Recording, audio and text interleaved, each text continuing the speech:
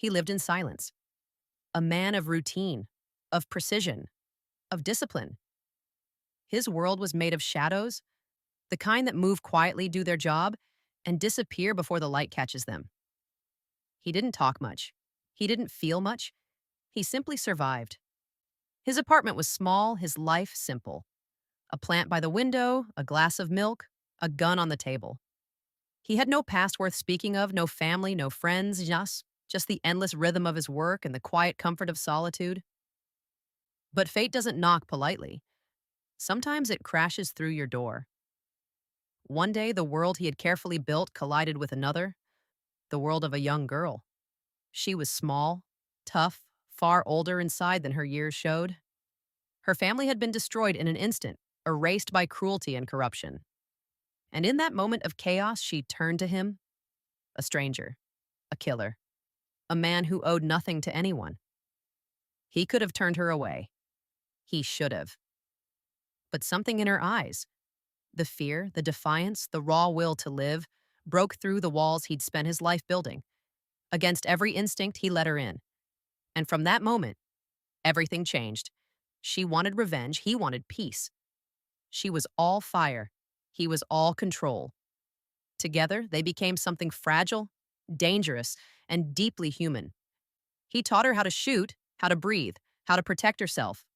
She taught him how to feel, how to laugh, how to care, how to see life as something more than a job. Two broken souls, bound not by blood, but by survival, by loneliness, by an unspoken need for connection in a world that offered none. But peace never lasts for people like him. The past always catches up. The men who had destroyed her family were powerful, ruthless, and merciless. They lived in a world of chaos and drugs where justice was just another word for convenience. And now they wanted her gone too. He could have walked away. He had before. But this time was different. This time he had something, someone to fight for. For the first time, he wasn't just surviving, he was protecting. When the violence came, it came hard. The city burned around them. Bullets, explosions, betrayal. Every corridor became a battlefield. Every heartbeat was borrowed time. But he fought with a ferocity that came not from hate but from love. The kind of love that doesn't need words, only sacrifice. In the end, he made the choice he always knew he would. He faced the men who had brought so much pain, not to save himself but to give her a chance at life. The last act of a man who had lived in the shadows was to give someone else a future in the light. And when it was over, when the smoke cleared and the echoes faded, she stood alone, stronger, changed, carrying a piece of him with her. She planted his small green plant in the earth, giving roots to something that had never had them before, because that's what he gave her, roots. And she gave him something just as powerful, purpose. He was a killer who learned what it meant to live.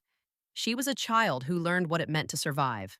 And together, for a brief, impossible moment, they found something the world had denied them both: love, in its purest, most dangerous form.